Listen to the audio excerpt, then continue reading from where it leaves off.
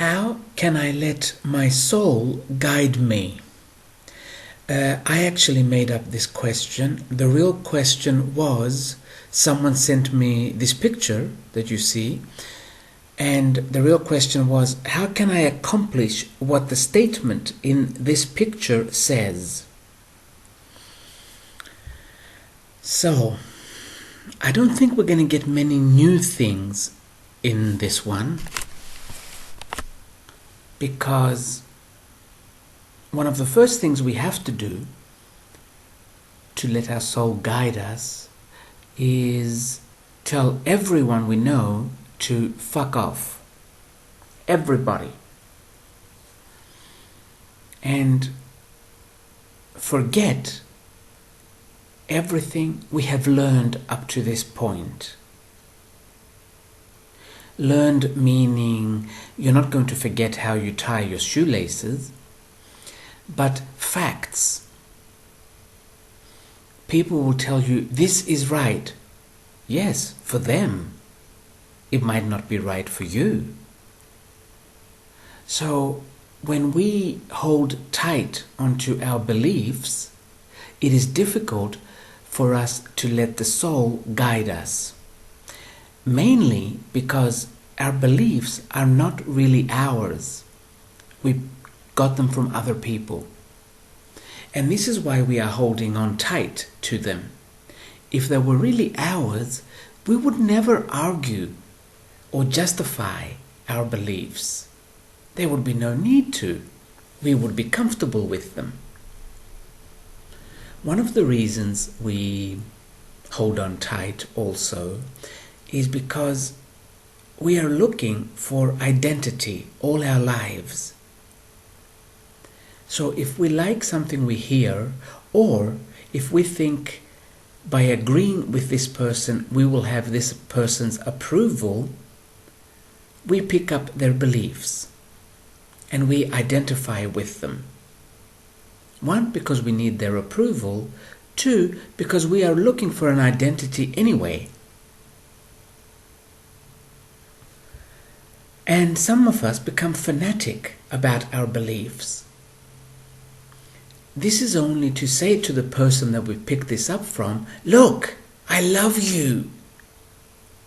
I will die for the same thing you believe in. That's all it is. If you look at it from a distance, it's really a sign of low intelligence. That's how people become fanatic about a football team, about a country. Because there's not much inside. Actually there is. They just refuse to go in and look and discover it. So they find something on the outside and they become fanatic about that. So if we can let go all of the things, one by one, don't rush, meaning one at a time. If we can let go of all the things that we have picked up from other people, all the beliefs, then we are what is called an empty vessel.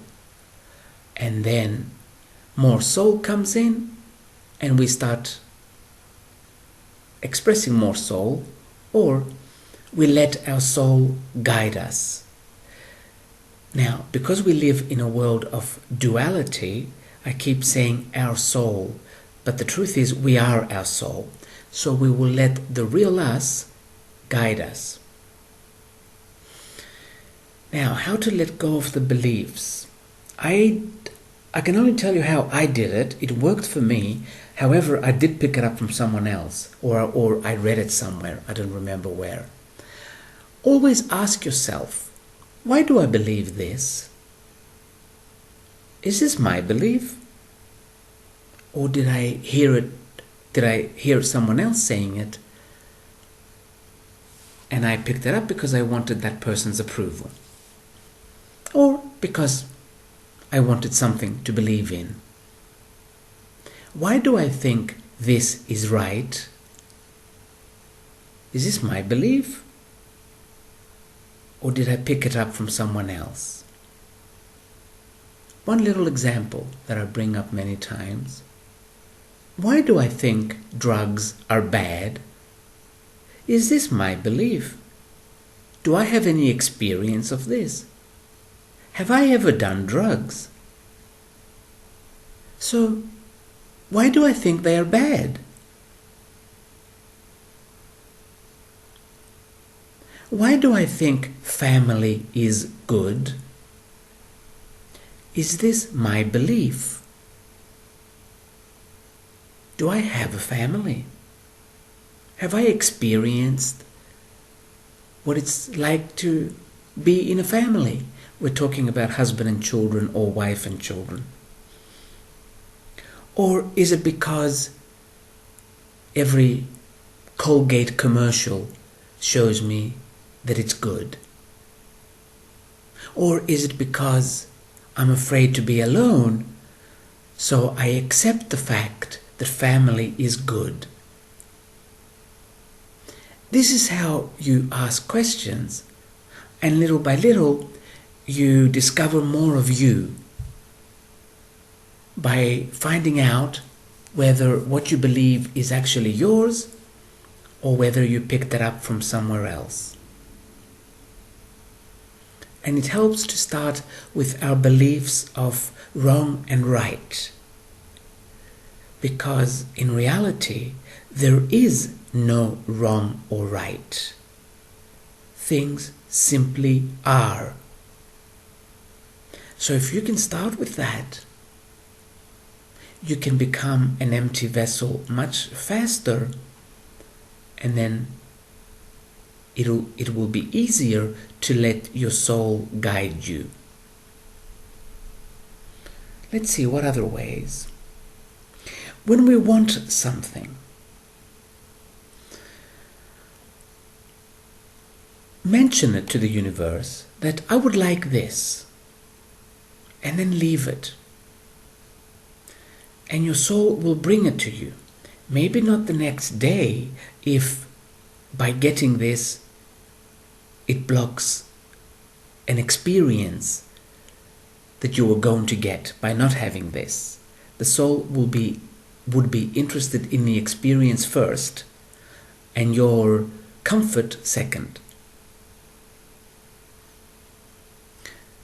If you keep fighting for something, fighting meaning working really hard to accomplish something,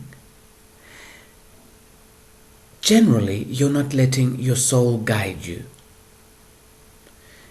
Your soul might not be blocking you necessarily, but if this thing you want is not part of what you have come here to experience, it will not guide you. Again, I'm going to go to family, because family is one of the biggest cancers in our society. Billions and billions of people have come to earth and they waste all their time and all their energy on family. They learn almost nothing. And when I say almost nothing, really they learn nothing. They don't even learn the fact that, okay, I will not do this again. They simply think they did not do it right, and this is why they are not happy. They learn almost nothing, they leave, and they come back again for another life, and again for another life, until they discover more of themselves, and until they ask the question, why am I on earth?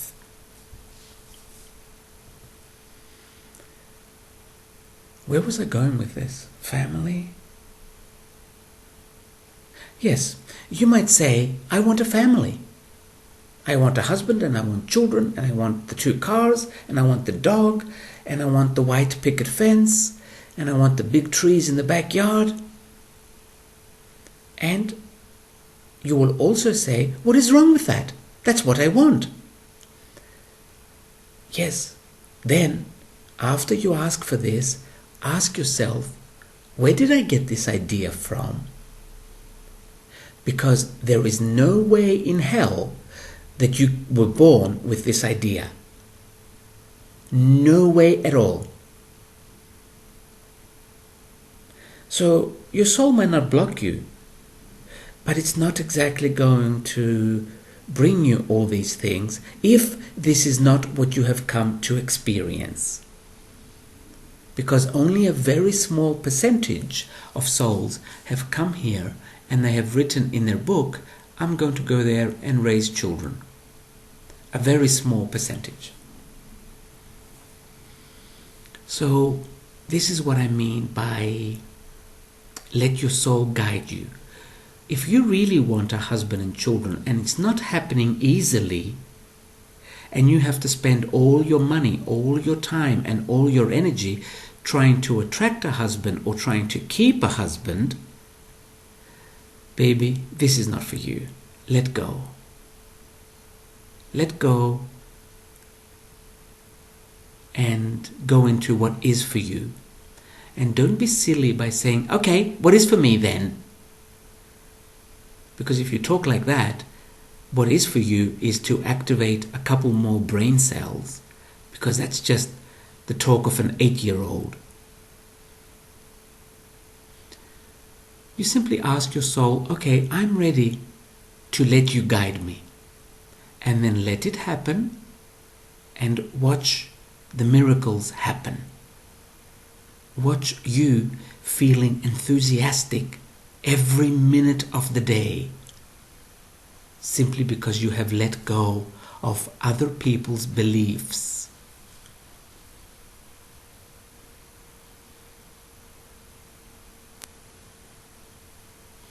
How else can we do this? How can I let my soul guide me? Oh yes, trust. I'm sorry. I should have started with trust first. Our soul always talks to us. Always, every waking minute. But we don't listen. Why?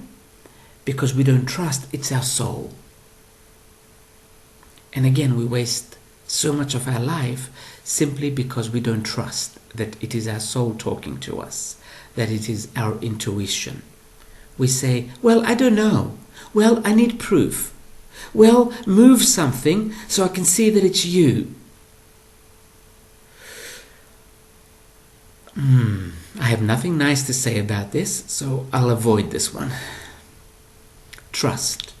Simply trust that what you're feeling inside is your soul talking to you.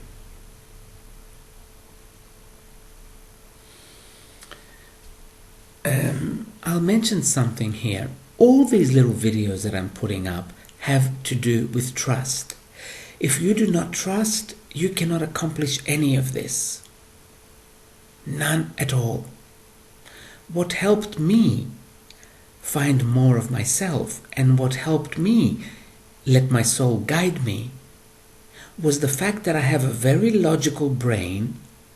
So when my intuition started coming to the surface, after I had asked for it, I said to myself, there is no way my brain could think like this. Which means someone is showing me something, or someone is telling me something. So I trusted right away. So it's not true that very logical people have a difficult time trusting, because very logical people will also ask, why are these thoughts coming, or why are these feelings coming? This is not me. I'm a logical person. So I have found in my work that the people that do not trust are people that have a low self-esteem, and people that really don't want to change.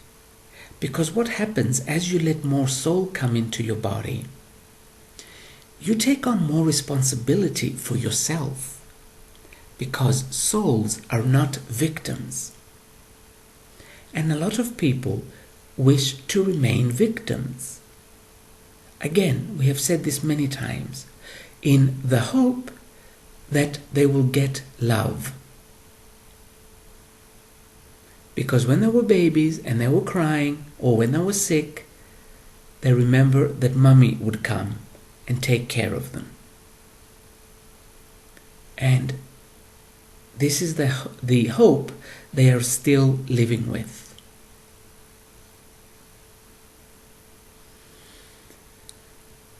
So become more confident. Take responsibility for your life by accepting you just the way you are. And then say, okay, soul, you can start driving now. Another way I did this, again, I read it in a book a long time ago, and I don't remember which book. The author of the book was giving the analogy of pretend you were driving a convertible, no roof on the car. Your earth personality, what we call the ego is not bad, by the way. The ego is on the steering wheel. You are sitting in the front seat next to the driver, and your soul is sitting in the back seat. Ask the ego to stop the car for a moment. Look at the ego that is driving and say to it, thank you very much for bringing me to this point. You have done a very good job. But now I want to go off-road, off the highway. And off the highway, there are no signs, no traffic lights. So why don't we let the soul drive? And you switch places with the soul. You can sit in the back, but you are coming with us. All three of us are going on this trip. You will always be with us. And then in your meditation, in your imagination, imagine the ego, the earth personality, sitting in the back and the soul coming in the front. I visualize them as energies, as fog. But if you want to visualize them a little more physical, with bodies, that's okay too. And then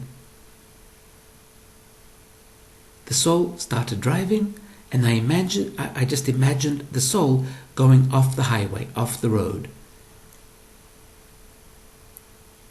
The ride can be bumpy off the highway, but it's always exciting.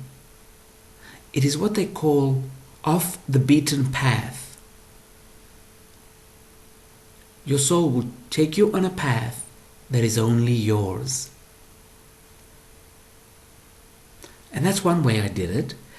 And I remember this meditation took like about 20 minutes for me. But after that, I remember feeling, it was as if I felt more fulfilled. I don't know if it was because the soul took over, or if it was because, I don't know. I really don't know why it was. But try this, and if this works for you, it really did work for me. But it is important. Do not listen to people who tell you the ego is bad. That's like saying the body is bad. You see, we need an ego and a body to experience Earth. So by saying the ego is bad, well then leave Earth. If you don't like the ego, baby, leave Earth. It's that simple. So yes, don't buy into that the ego and it comes from ego, and yes, it does come from ego. What is your problem with the ego? Yes. Let's see if there's another way. How can I let my soul guide me? keep in mind that your soul, or the soul part of you, has more interest in guiding you than you have in it guiding you. Because if you let your soul guide you, your soul will experience another dimension, another reality consciously. So, if you do let it take over, you will not regret it. You will never regret it. It's been working for me for 14 years. As I said, the road does get a little bumpy, but I still feel good. Which is proof that I'm in the right place. If I still feel good, even though the road is bumpy sometimes. I always say that do this only if it works for you, only if it feels true to you. But this particular one I would highly recommend, because I guarantee you, you will feel good. You will feel very good.